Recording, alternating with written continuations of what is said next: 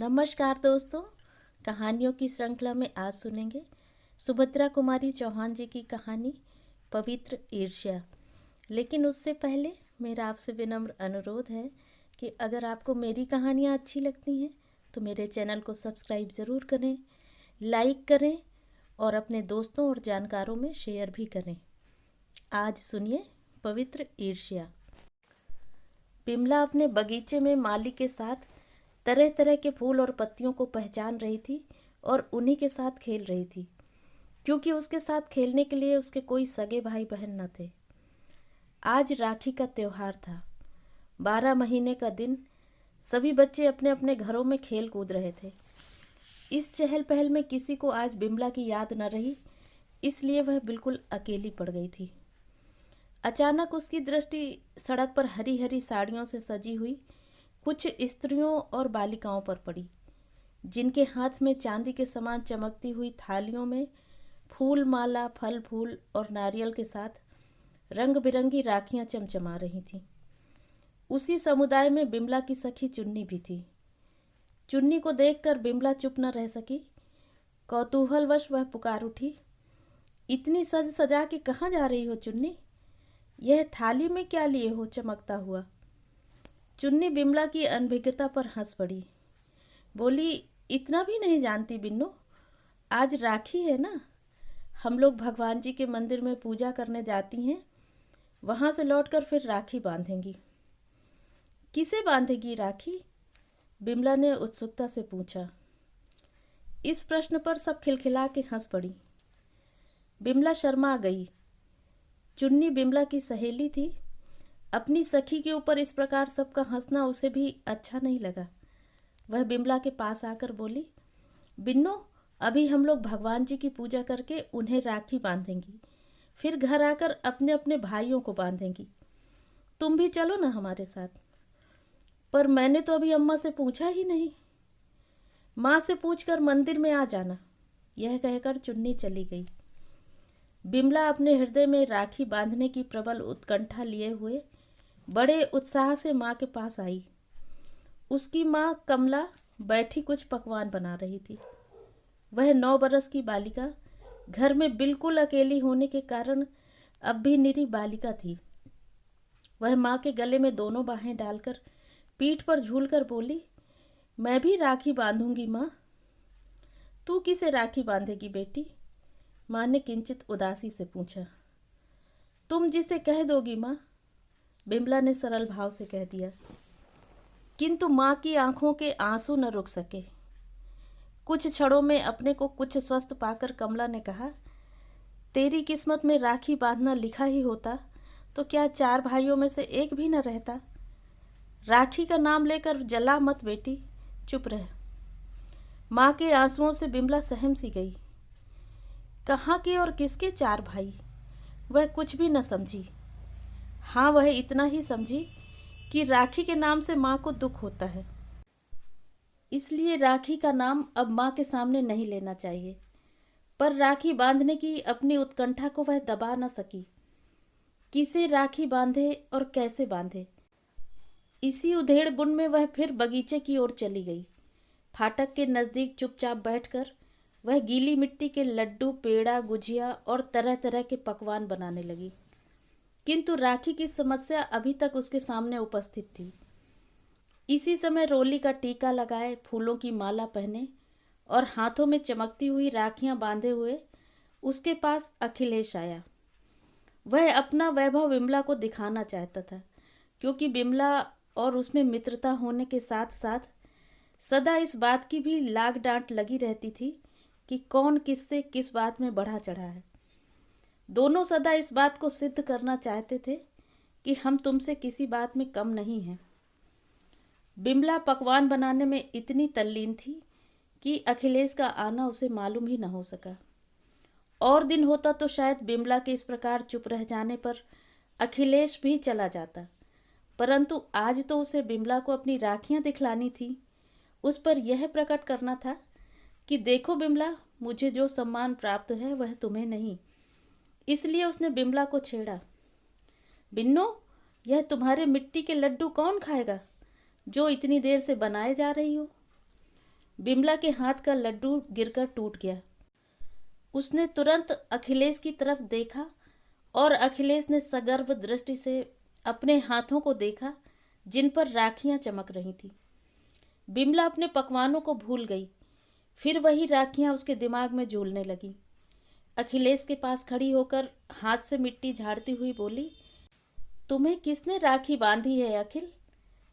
चुन्नी ने बांधी है और मैंने उसे 1 रुपया भी दिया है, समझी? अखिलेश ने कहा। कुछ क्षणों तक न जाने क्या सोचकर बिमला बोली, तो तुम मुझसे भी राखी बंधवा लो अखिल भैया, मुझे रुपया न देकर अठन्नी ही दे देना। नहीं भाई, अठन्नी की बात तो झूठी है।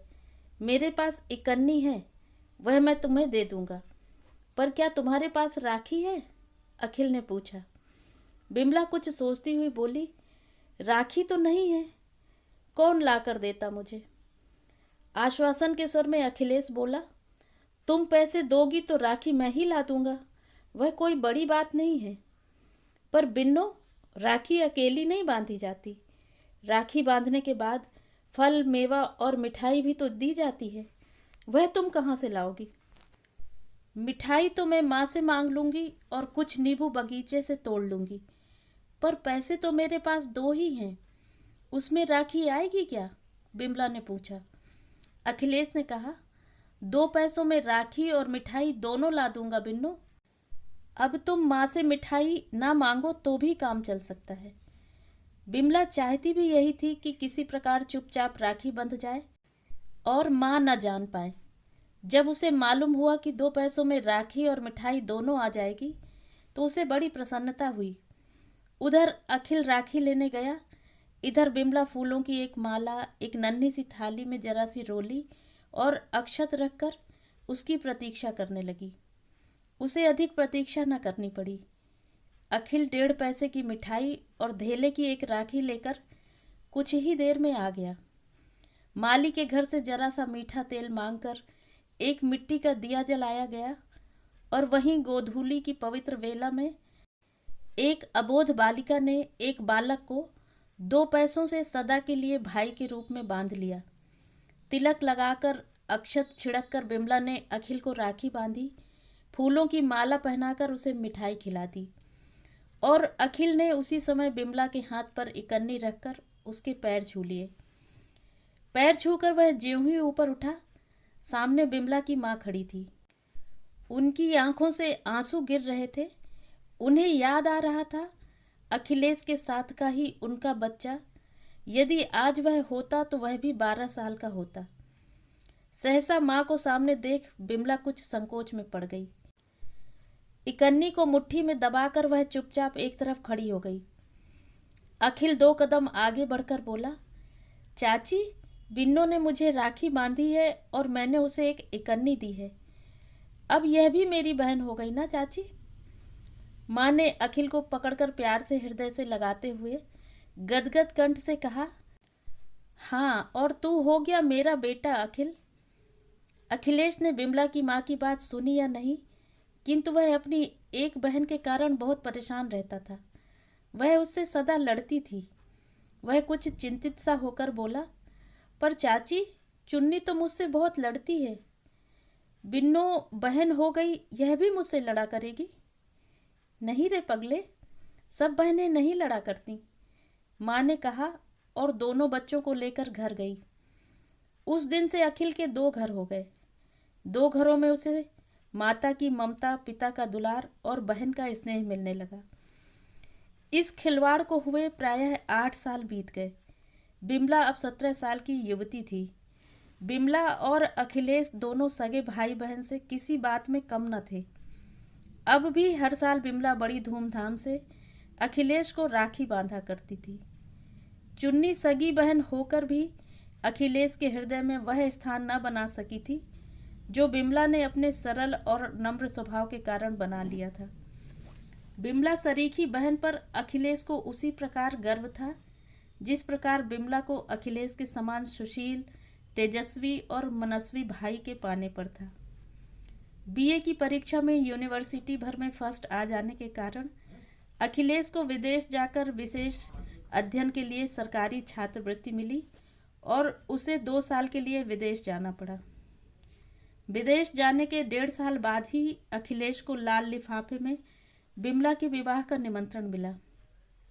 बिमला के विवाह के समाचार से वह प्रसन्न तो हुआ, परंतु वह विवाह में सम्मिलित न हो सकेगा, इससे उसे कुछ दुख हुआ। बिमला अपने माता पिता की अंतिम संतान थी। उससे बड़े उसके 4 भाई और 2 बहनें 2-2, 3-3 साल के होकर नहीं रहे थे। न जाने कितने टोटके, पूजा पाठ और जप तप के बाद वह इस लड़की को किसी प्रकार जिला सके थे। नई सभ्यता की पक्षपातनी होने पर भी संतान के लिए बिमला की माँ ने जिसने जो कुछ बतलाया वही किया। बिमला के गले में किसी महात्मा की बताई हुई एक ताबीज अब तक पड़ी थी। तात्पर्य यह कि माता पिता दोनों की ही बहुत दुलारी थी। 15वें वर्ष में पैर रखते ही माँ को उसके विवाह की चिंता हो गई थी। पर बाबू अनंतराम कुछ लापरवाह से थे। विवाह का ध्यान आते ही वे सोचने लगते, एक ही तो लड़की है, वह भी चली जाएगी तो घर तो जंगल हो जाएगा। जितने दिन विवाह टले उतने दिन अच्छा है। इसी से वह कुछ बेफिक्र से रहते। इसके अतिरिक्त उन्हें बिमला के योग्य कोई वर भी न मिलता था। वर अच्छा मिलता तो घर मन का न होता, और घर अच्छा मिलता तो वर में कोई ना कोई ऐसी बात रहती जिससे वह विवाह करने में कुछ हिचकते थे। उनके मकान के कुछ ही दूर पर गंगा अपनी निर्मल धारा में तेजी से बहा करती थी। प्रायः वहाँ के सब लोग रोज गंगा में ही स्नान करते थे। बिमला भी अपनी माँ के साथ रोज गंगा नहाने जाती थी। एक दिन प्रातःकाल दोनों माँ बेटी नहाने गई थी। अचानक बिमला का पैर फिसला और वह बह चली। माँ पुत्री को बचाने के लिए आगे बढ़ी, किंतु बचना तो दूर, वह स्वयं भी बहने लगी। घाट पर के किसी व्यक्ति की नज़र उन पर नहीं पड़ी, इसलिए दोनों माँ बेटी बहती हुई पुल के नज़दीक पहुंच गईं। पुल के ऊपर से कुछ कॉलेज के विद्यार्थी घूमने निकले थे। एक की नज़र इन असहाय स्त्रियों पर पड़ी। वह फौरन कूद पड़ा। बहुत अच्छा तैराक होने के कारण अपने ही बाहुबल पर वह दोनों माँ बेटी को बाहर निकाल ले आया।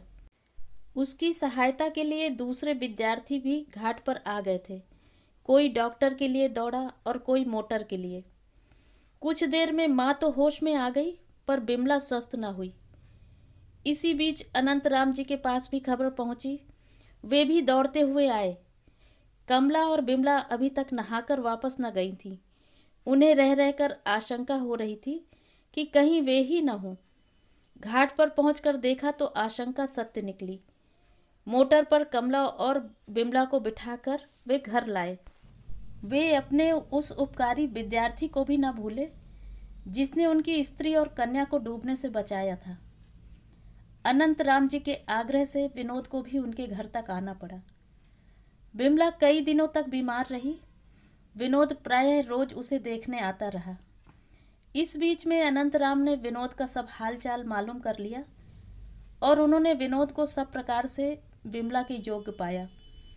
उन्होंने ईश्वर को कोटिशः धन्यवाद दिए जिसने घर बैठे बिमला के लिए योग्य पात्र भेज दिया था। विनोद बसंतपुर का निवासी था और यहाँ के कॉलेज में एमए फाइनल में इसी साल बैठने वाला था। परिवार में पिता को छोड़कर कोई और न था। पिता डिप्टी कलेक्टर और बसंतपुर के प्रसिद्ध रईस थे। विनोद स्वयं बहुत सुंदर, स्वस्थ, तेजवान और मनस्वी नवयुवक था। अन्य नवयुवकों की तरह उसमें उस श्रृंखलता नाम मात्र को न थी। वह बिमला को देखने आता था अवश्य, पर जब तक अनंतराम जी स्वयं उसे अपने साथ लेकर भीतर न जाते वह कभी अंदर न आता। उसकी इस व्यवहार और अध्ययनशीलता तथा उसकी विद्या और बुद्धि पर अनंतराम और उनकी स्त्री दोनों ही मुग्ध थे और इसीलिए अपनी प्यारी पुत्री को उन्होंने विनोद को सौंप दिया। विनोद भी विमला के शील स्वभाव पर मुग्ध था। इसके पहले उसने विवाह की तरफ सदा अनिच्छा ही प्रकट की थी, किंतु बिमला के साथ जो विवाह का प्रस्ताव हुआ तो उसे वह टाल न सका, प्रसन्नता से स्वीकार ही किया। विनोद बिमला को इतना अधिक चाहते थे कि विवाह के बाद वह 2-3 महीने तक माँ के घर वापस न आ सकी। विनोद उसे रोकते न थे, पर विमला जानती थी कि उसके जाने के बाद उन्हें कितना बुरा लगेगा। माता पिता से मिलने के लिए कभी कभी वह बहुत विकल सी हो जाती थी। उसकी इस विकलता से विनोद को भी दुख होता था, किंतु वह बिमला का क्षणिक वियोग भी सहने को तैयार न थे। यहाँ तक कि उसने अपने मित्रों तक से मिलना जुलना बंद सा कर दिया था। उसका अधिकांश समय उसके शयनागार में ही बीतता। वहीं पर वह पढ़ते लिखते और बिमला वहीं उनकी आंखों के सामने रहती। विवाह के 3 महीने बाद विनोद के पिता की बदली उसी शहर में हो गई जहां बिमला का मायका था। बिमला और विनोद दोनों ही इससे प्रसन्न हुए। अब बिमला को माता पिता से मिलने की भी सुविधा हो गई और विनोद का भी साथ न छूटता था। अब वह प्रायः दूसरे तीसरे दिन घंटे 2 घंटे के लिए आकर अपने माँ बाप से मिल जाया करती थी। इसी प्रकार एक दिन विनोद के साथ बिमला अपनी माँ के घर आई। बिमला तो अंदर चली गई। विनोद वहीं हाल में आई चिट्ठियों को देखने लगे। एक पत्र विदेश से आया था। लिखावट उसके मित्र और सहपाठी अखिलेश की थी। पत्र था बिमला के लिए। विनोद ने उत्सुकता से पत्र को खोला, जिसमें लिखा था, प्यारी बिन्नो, अब तो तुम्हारे पत्रों के लिए बड़ी लंबी प्रतीक्षा करनी पड़ती है। क्या तुम्हें पत्र लिखने का भी अवकाश नहीं मिलता? अपने नए साथी के कारण तो मुझे नहीं भूली जा रही हो।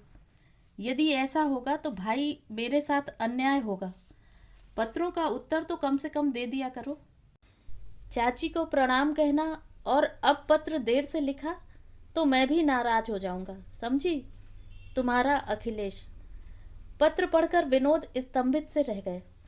वह समझ न सके कि कब और कैसे अखिलेश की बिमला से पहचान हुई।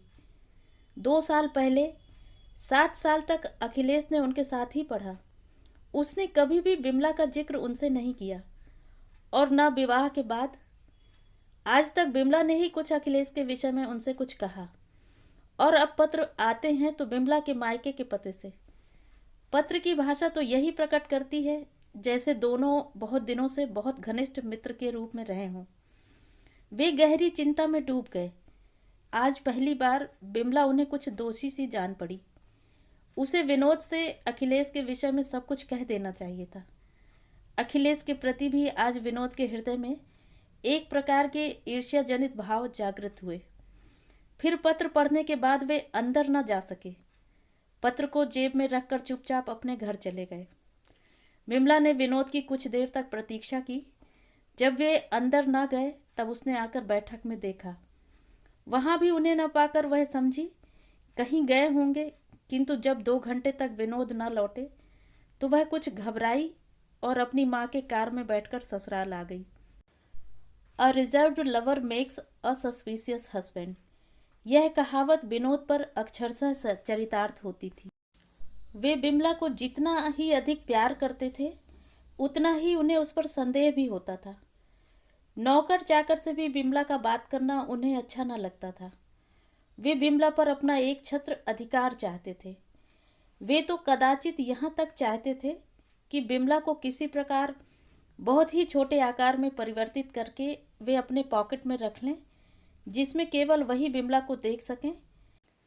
वहां तक और किसी की पहुंच ही न हो सके। बिमला घर आई तब वे अपनी खाट पर लेटे थे। उन्होंने जानबूझकर अखिलेश की एक फोटो निकालकर अपनी चारपाई पर रख ली थी। बिमला ने पहुंचकर पति का चेहरा देखा। देखते ही पहचान लिया कि इन्हें किसी प्रकार का मानसिक क्लेश हो रहा है। वह उनके पास पहुंचकर खाट पर बैठ गई। बैठते ही उसकी दृष्टि अखिलेश के फोटो पर पड़ी। कुछ हर्ष, कुछ कौतूहल से पति की उदासी का कारण पूछना तो वह भूल ही गई। अखिलेश का चित्र उठाकर फौरन पूछ बैठी, यह फोटो तो अखिलेश का है, यहाँ कैसे आया? तुम इन्हें जानते हो? जानता हूँ, कह के विनोद ने करवट फेर ली। बिमला की तरफ पीठ और दीवार की तरफ मुंह करके वे अपनी वेदना को चुपचाप पीने लगे। तुम इन्हें जानते हो तो अभी तक मुझसे कहा क्यों नहीं? बिमला ने फिर पूछा। विनोद ने कोई उत्तर न दिया। इसके बाद बिमला को फिर कुछ पूछने का साहस न हुआ। वह वहीं एक तरफ बैठकर विनोद के पैरों को सहलाने लगी। विनोद ने अपने पैरों को जोर से खींच लिया। बिमला समझ गई कि नाराजगी उसी पर है। वह विनोद के स्वभाव को इतने दिनों से बहुत अच्छी तरह से जान गई थी। विनोद जो उस पर पग पग पर संदेह करते थे, उससे भी वह छिपा न था। किंतु विनोद का हृदय कितना सच्चा, कितना गंभीर और कितना उदार है, यह भी वह भली भांति जानती थी। पति का संदेह मिटाने के लिए वह नम्र स्वर में बोली, देखो, किसी तरह का संदेह न करना। अखिलेश मेरा भाई है, समझे? सब समझ लिया, विनोद ने रुखाई से उत्तर दिया। बिमला ने फिर अपने उसी नम्र स्वर में पूछा, और तुम वहां से चुपचाप मुझे छोड़कर चले क्यों आए? चला आया, मेरी खुशी। तुम्हें अपने साथ नहीं लाना चाहता था, फिर भी तुम क्यों चली आई? 2-3 दिन माँ के साथ रह लेती, विनोद ने तीव्र स्वर में कहा। कहने को तो विनोद यह बात कह गए, किंतु इस 2 ही घंटे में उनके हृदय की जो हालत हुई थी, यह वही जानते थे। कई बार स्वयं जाने के लिए उठे, फिर आत्माभिमान के कारण न जा सके। नौकर को तांगा लेकर भेज ही रहे थे कि बिमला आ पहुंची। बिमला के आने से पहले वह उसके लिए बहुत विकल थे, किंतु उसके आते ही वे तन गए। बिमला यह समझती थी, इसलिए उसे कुछ हंसी आ रही थी, परंतु फिर भी अपनी हंसी को दबाती हुई वह बोली, तो तुम मुझसे कह के आते कि तुम यहाँ 2-3 दिन रह सकती हो, तो मैं रह जाती। अम्मा तो रोक ही रही थी। कहो तो अब चली जाऊं? हाँ हाँ, चली जाना, विनोद ने मुंह से ही कहा, लेकिन हृदय कहता था, खबरदार, अगर यहाँ से हिली भी तो ठीक न होगा। बिमला बोली, अच्छा, बाबूजी कचहरी से लौटेंगे तो उन्हीं की कार में चली जाऊंगी। किंतु बाबूजी के कचहरी से लौटने के पहले ही दोनों में मेल हो गया। बिमला को फिर माँ के घर जाने की आवश्यकता न पड़ी। इसके बाद विनोद को बिमला ने अपने और अखिलेश के संबंध में सब कुछ बतलाया। उसी दिन बिमला को यह भी मालूम हुआ कि अखिलेश विनोद का सहपाठी होने के साथ ही साथ अभिन्न हृदय मित्र भी है।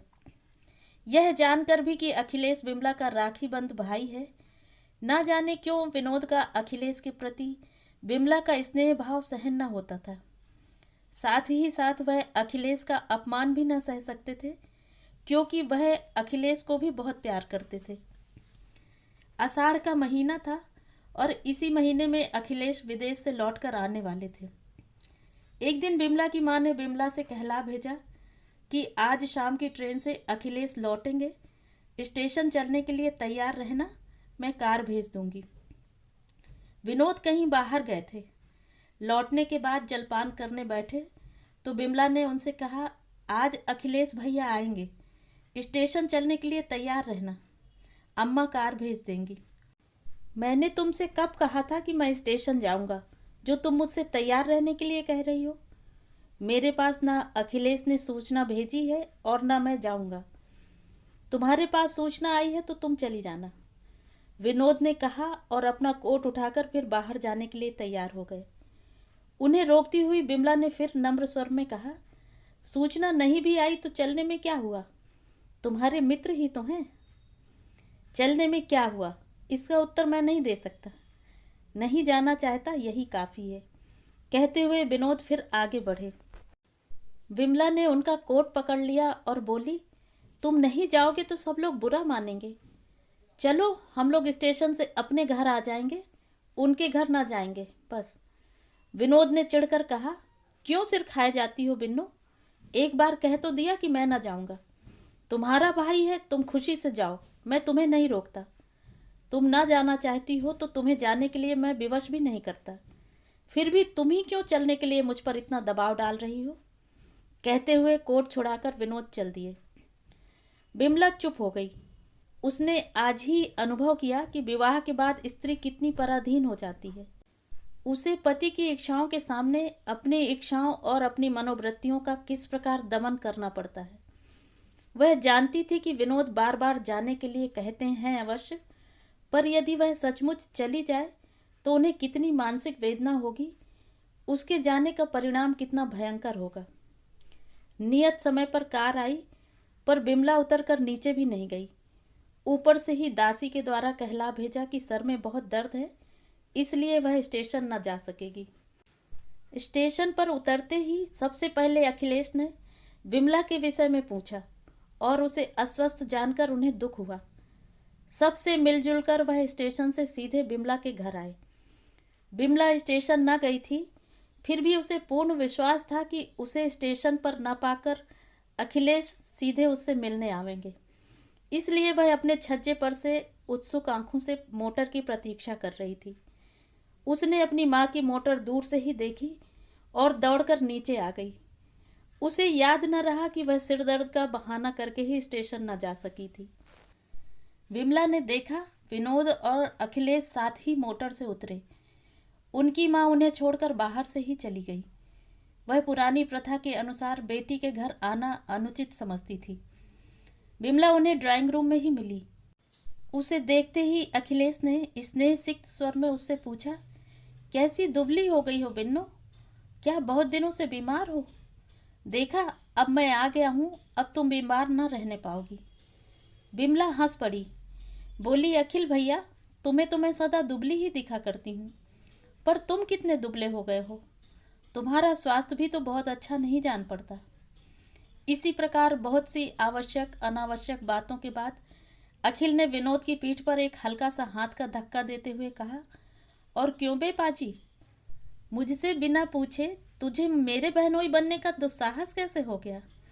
विनोद हंसता हंसता बोला, अखिल यार, इतने दिनों तक विदेश में रहकर भी तुम निरे बुद्धू ही रहे। कहीं ऐसी बातें भी किसी से पूछकर की जाती हैं?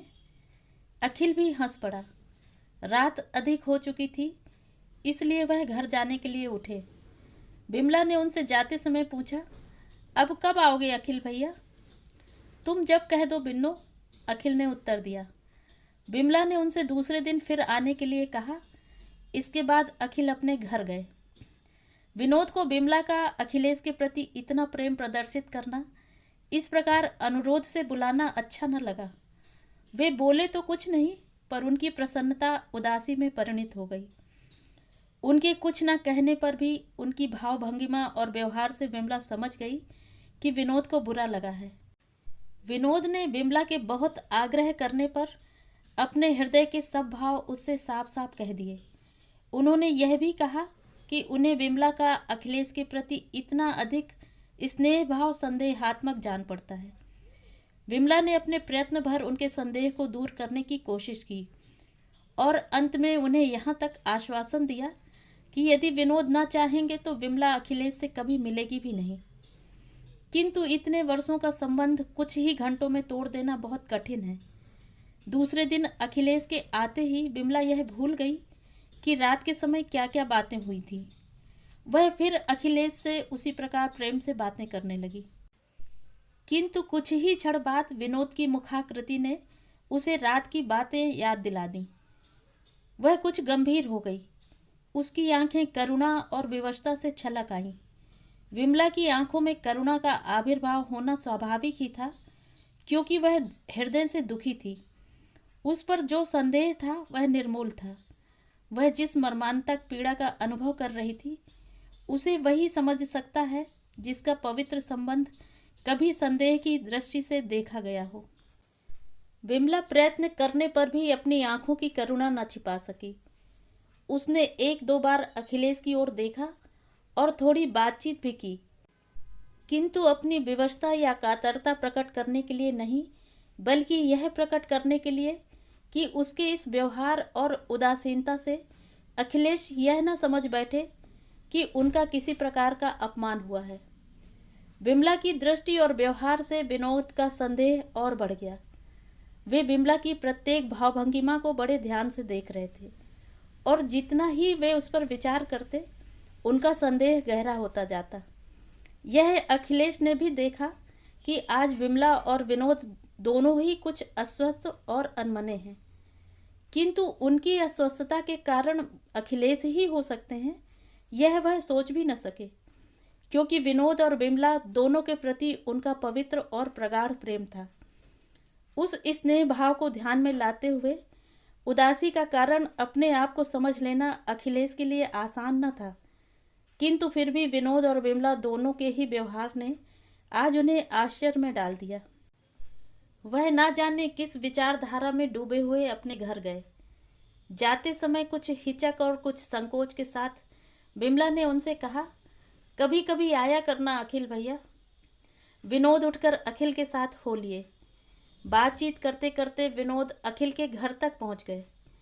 उन्होंने अखिलेश के साथ ही भोजन भी किया। दोनों का प्रेम सच्चा था। उनका स्नेह इतना निष्कपट था कि विनोद अपने इस संदेह को भी अखिल से न छिपा सके। उन्होंने अखिल से यहाँ तक कह दिया, भाई अखिल, यदि तुम मुझे सुखी देखना चाहते हो तो बिमला से जरा कम मिलो। मैं यह जानते हुए भी कि तुम मेरे हितैषी हो, मेरे बंधु हो। बिमला चाहे एक बार मुझसे कोई बात छिपा भी जाए, पर तुम ना छिपा सकोगे। नहीं चाहता कि तुम बिमला से अधिक मेल जोल रखो। अखिलेश, मुझे ऐसा जान पड़ता है कि तुम्हारे स्नेह के सामने बिमला के हृदय में मेरे स्नेह का स्थान दूसरा हो जाता है। तुम्हारा मूल्य उसकी आंखों में मुझसे कहीं ज़्यादा हो जाता है। यह बात है तो सच है, क्योंकि मैं उसका भाई हूँ, अखिलेश ने किंचित मुस्कुराकर कहा। फिर वह गंभीर होकर बोले, विनोद, तुम जैसा चाहो। मैं बिमला से मिलने के लिए बहुत उत्सुक भी नहीं हूँ, और यदि तुम चाहो तो मैं यह स्थान ही बदल दूँ, कहीं और चला जाऊँ। अभी लौटने को दिन ही कितने हुए हैं। सर्विस दूसरी जगह भी तो कर सकता हूँ। विनोद घबरा कर बोल उठे, नहीं अखिल, तुम यहाँ से कहीं जाओ मत। तुम 2 साल के बाद लौटे हो भाई।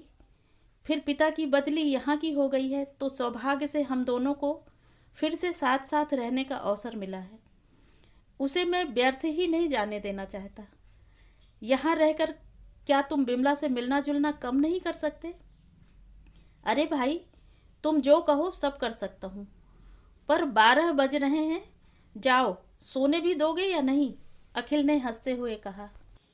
पूरा 1 महीना बीत गया, न अखिलेश आए और न बिमला से उनकी कभी मुलाकात ही हुई। बिमला इस बीच कई बार अपने माँ के घर भी आ जा चुकी थी, किंतु अखिलेश से वहाँ भी न मिल सकी। वह हृदय से तो अखिलेश से मिलना चाहती थी, पर मुंह से कुछ कहने का साहस न होता था। एक दिन वह माँ के घर जा रही थी। रास्ते में उसे अखिलेश कहीं जाते हुए दिखे। बिमला का हृदय बड़ी जोर से धड़कने लगा। एक बार उसकी तबीयत हुई कि कार रुकवाकर अखिलेश से उसके इस प्रकार न आने का कारण पूछ ले, किंतु दूसरे ही क्षण उसे ख्याल आ जाता कि वह अखिलेश के न आने का कारण पूछ तो लेगी, किंतु इस तनिक सी बात का मूल्य उसे कितना अधिक चुकाना पड़ेगा। अपनी प्रसन्नता अप्रसन्नता की उसे तनिक परवाह न थी। विनोद की शांति न जाने कितने समय के लिए भंग हो जाएगी। उसकी मानसिक वेदना का विचार आते ही उसने कार बढ़वा ली, रुकी नहीं। पर उस दिन अखिलेश को वह दिन भर भूल न सकी। उसे वह दिन याद आ रहा था जिस दिन उसने 2 पैसे में अखिलेश को भाई के रूप में बांधा था। इसी प्रकार कुछ दिन और बीत गए। राखी का त्योहार आया। बिमला आज अपने भ्रातृ प्रेम को न रोक सकी। वैसे वह चाहती तो माँ के घर जाकर वहाँ अपनी माँ के द्वारा अखिलेश को बुलवा सकती थी, किंतु विनोद से छुपाकर वह कुछ भी न करना चाहती थी। इसलिए वह विनोद के पास आकर कुछ संकोच के साथ बोली, आज राखी है, तुम मुझे अखिल भैया के घर ले चलना, मैं उन्हें राखी बांधाऊंगी। विनोद किसी पुस्तक को एकाग्र चित्त से पढ़ रहे थे। बिमला की बात कदाचित बिना सुने ही उन्होंने सिर झुकाए झुकाए ही कह दिया, अच्छा। बिमला को मुंह मांगा वरदान मिल गया। उसने आगे और कोई बातचीत न की। कौन जाने बातचीत के सिलसिले में कोई बहस छिड़ जाए और वह अखिलेश को राखी बांधने न जा सके। आज बिमला बहुत प्रसन्न थी। उसने कई तरह के पकवान जो अखिलेश को अच्छे लगते थे अपने हाथ से बनाए, तरह तरह के फल मंगवाए और शाम को राखी बांधने के लिए जाने की तैयारी करने लगी। एक दासी द्वारा उसने अखिलेश के पास संदेशा भिजवा दिया कि आज शाम को 6 बजे हम दोनों अखिल भैया से मिलने आएंगे। वे घर पर ही रहें, कहीं जाए नहीं। इस संदेश से अखिल को कुछ आश्चर्य न हुआ, क्योंकि उस दिन राखी थी। बिमला दिन भर बड़ी उमंग और उत्सुकता से संध्या की प्रतीक्षा करती रही, किंतु शाम को जब 6 बज गए और विनोद ने अपनी पुस्तकों पर से सिर न उठाया तो धीरे से जाकर वह विनोद के पास बैठ गई। विनोद ने सप्रेम दृष्टि से बिमला की ओर देखकर कहा, कहो बिन्नो रानी, आज कुछ खिलाओगी नहीं? विमला ने तुरंत अपने बनाए हुए कुछ पकवान तश्तरी में लाकर रख दिए। विनोद ने उन्हें खाया। विनोद को इतना प्रसन्न देखकर विमला का साहस कुछ बढ़ गया था। बोली, देखो 6 साढ़े 6 बज गए। अखिल भैया के घर अब कब चलोगे? विनोद की हंसी कुछ मिश्रित उदासीनता में परिणित हो गई। दृष्टि का प्रेम भाव तिरस्कार में बदल गया। कुछ क्षण चुप रहकर वे रूखे स्वर में बोले, मैं तो ना जाऊंगा, तुम जाना चाहो तो चली जाओ। विमला को जैसे काट सा मार गया। वह विनोद के इस भाव परिवर्तन को समझ ना सकी। कुछ चिढ़कर बोली, तुम्हें सवेरे ही कह देना था कि ना चलेंगे तो मैं खबर ही ना भिजवाती। मैंने तो नहीं कहा था कि मैं तुम्हारे साथ अखिल के घर चलूंगा, पर तुमने खबर भिजवा दी हो तो चली जाओ, मैं रोकता नहीं। हाँ, एक बार नहीं अनेक बार मैं तुम पर यह प्रकट कर चुका हूँ कि अखिल से तुम्हारा बहुत मिलना जुलना मुझे पसंद नहीं है। फिर भी तुम जैसे उसके लिए व्याकुल सी रहा करती हो। यदि तुम्हें मेरी मानसिक वेदनाओं का कुछ ख्याल नहीं है तो जाओ, पर मुझे क्यों अपने साथ घसीटना चाहती हो? विमला सिहर उठी। कुछ देर बाद अपने को संभाल कर बोली, अखिल भैया से ही क्या, तुम चाहोगे तो मैं अम्मा और बाबूजी से भी ना मिलूंगी। विनोद ने विमला की बात का कुछ भी उत्तर नहीं दिया और बाहर चले गए। बाहर दरवाजे पर ही उन्हें उनके मित्र की बहन अंतो मिली, जो उनको भी बहुत ज़्यादा चाहती थी, भाई की ही तरह, और उन्हें राखी बांधने आई थी। विनोद इस समय किसी अतिथि के स्वागत के लिए तैयार न थे, विशेषकर यदि अतिथि स्त्री हो तब। अभी अभी वह विमला को अखिल से न मिलने के लिए तेज बातें कह चुके थे। दूसरे ही क्षण किसी दूसरी स्त्री के साथ, जो विनोद की वैसी ही बहन हो जैसे विमला अखिल की, विमला के पास जाने में उन्हें कुछ संकोच सा हुआ, पर वह अंतों को टाल भी न सकते थे। वह उसे लिए हुए विमला के पास जाकर जरा कोमल स्वर में बोले, बिन्नो, यह अंतो राखी बांधने आई है, इन्हें बिठा लो। विमला ने उठकर आदर और प्रेम से अंतों को बिठाया तो अवश्य, पर कुछ अधिक बातचीत न कर सकी।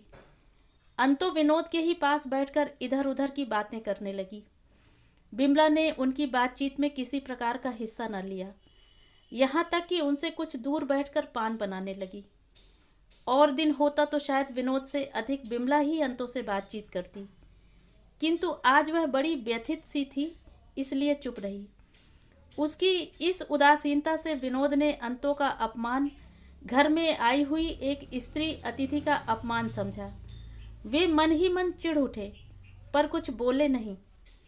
राखी की रस्म अदा होने पर विमला अंतो और विनोद दोनों के लिए थालियां परोस लाई। अंतो ने विमला से भी भोजन करने का आग्रह किया, किंतु तबीयत ठीक न होने का बहाना करके विमला ने भोजन करने से इनकार कर दिया।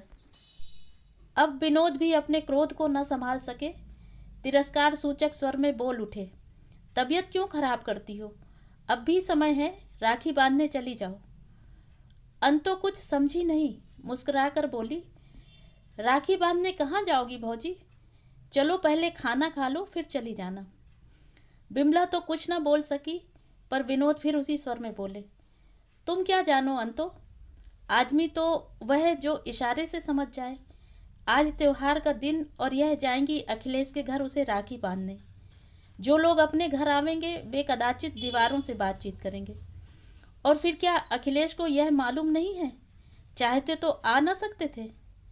अंतो कुछ घबरा सी उठी, बोली, जाने भी दो विनोद भैया, त्योहार के दिन गुस्सा नहीं करते। विमला चुपचाप हाथ में सरौता सुपारी ज्यों की त्यों लिए बैठी रही। उसकी आंखों से बरबस आंसू गिरे पड़ते थे। विनोद को विमला का यह बर्ताव बहुत खल रहा था। अंतों की बात के उत्तर में वह फिर उसी क्रोध भरे स्वर में बोले, त्योहार के दिन गुस्सा तो नहीं किया जाता अंतो, पर रोया जाता है। सो मैं अपनी किस्मत को रोता हूँ। पिताजी ने न जाने कब का बैर निकाला, जो नाहक ही बैठे बिठाए मेरे गले में यह बला बांध दी। देख रही हो ना, खाना इसी प्रकार तो खिलाया जाता है। हमारे सामने थालियां परोसकर वे आंसू बहा रही हैं, तो हम लोग भी मरभूखे नहीं हैं, खाना दूसरी जगह भी तो खा सकते हैं। कहते हुए अंतों का हाथ पकड़कर थाली से उठ गए। विमला ने किसी को रोका नहीं। उसकी मानसिक स्थिति पागलों से भी खराब थी। उसने राखियों को उठाकर दूर फेंक दिया, फल और मिठाई उठाकर नौकरों को दे दी। माला को मसलकर दूर फेंककर वह खाट पर गिर पड़ी और फूट फूट कर रोने लगी।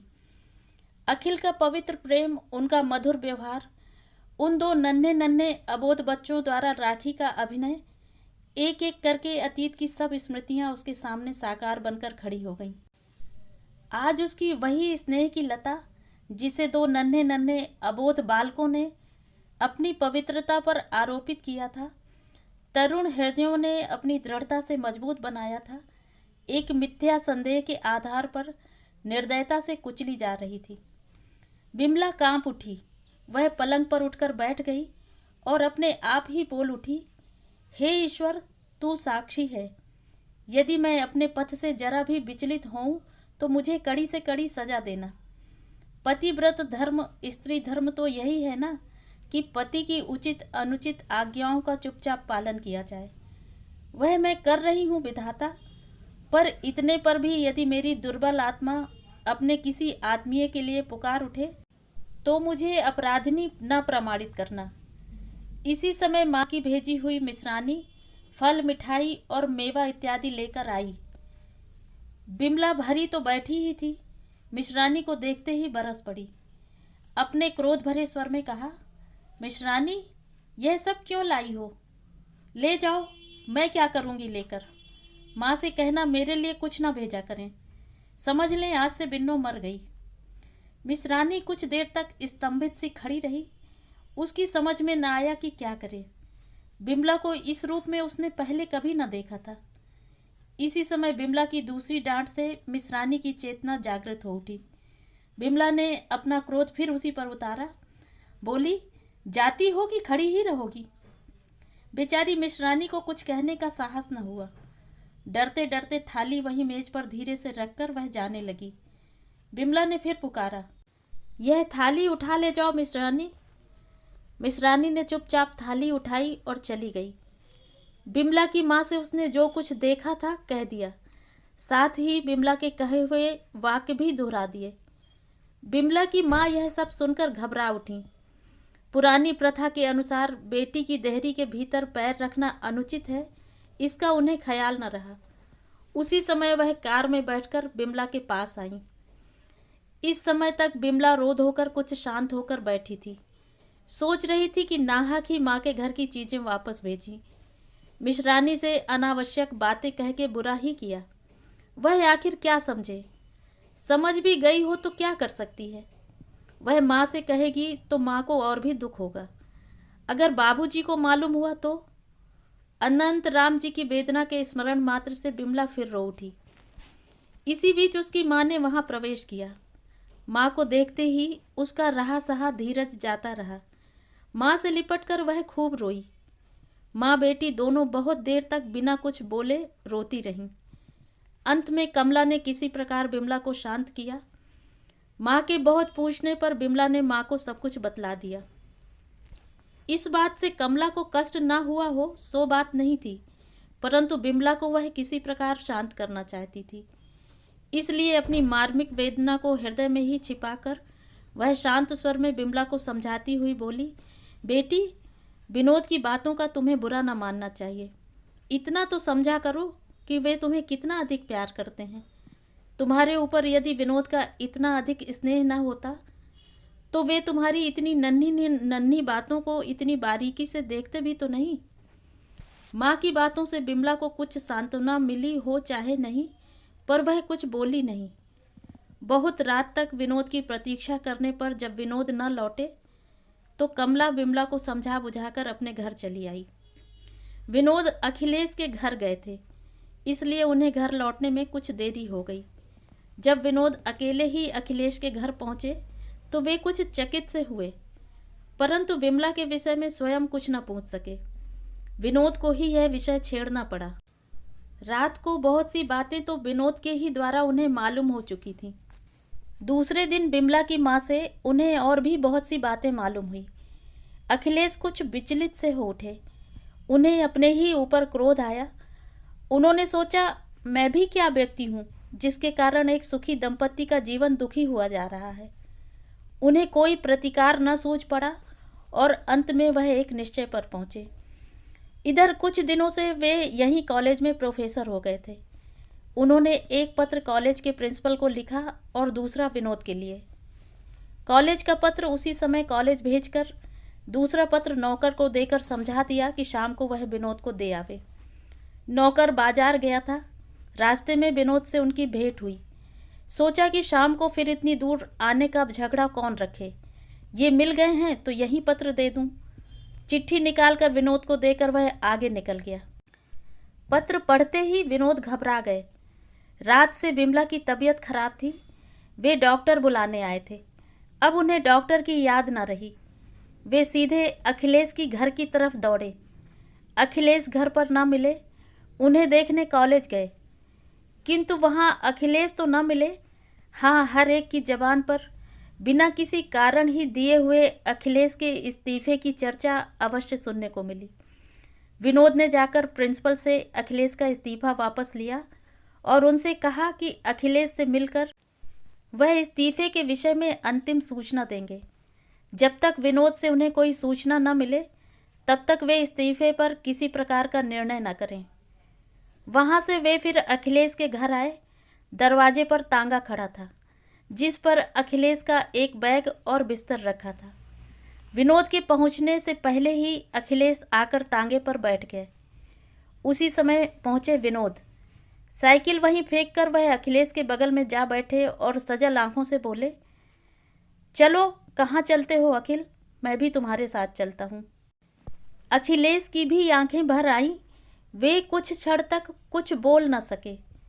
अंत में वे किसी प्रकार अपने को संभाल कर बोले, तुम पागल हो विनोद, तुम्हें मेरे साथ चलने की क्या ज़रूरत है। ज़रूरत? ठहरो, तुम्हें अभी बतलाता हूँ, पर तुम यह समझ लो कि मैं तुम्हारा साथ स्वर्ग और नरक तक भी ना छोड़ूंगा। यह देखो, तुम्हारा इस्तीफा है। कहते हुए विनोद ने जेब से अखिलेश का लिखा हुआ इस्तीफा निकालकर टुकड़े टुकड़े करके फेंक दिया और तांगा अपने मकान की तरफ मुड़वा लिया। नौकर अखिलेश का सामान विनोद के आदेशानुसार विनोद के ही कमरे में ले जाकर रख दिया।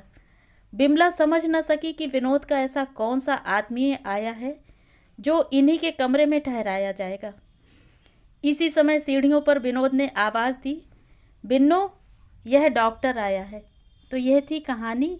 कहानी आपको कैसी लगी कमेंट करके ज़रूर बताएं।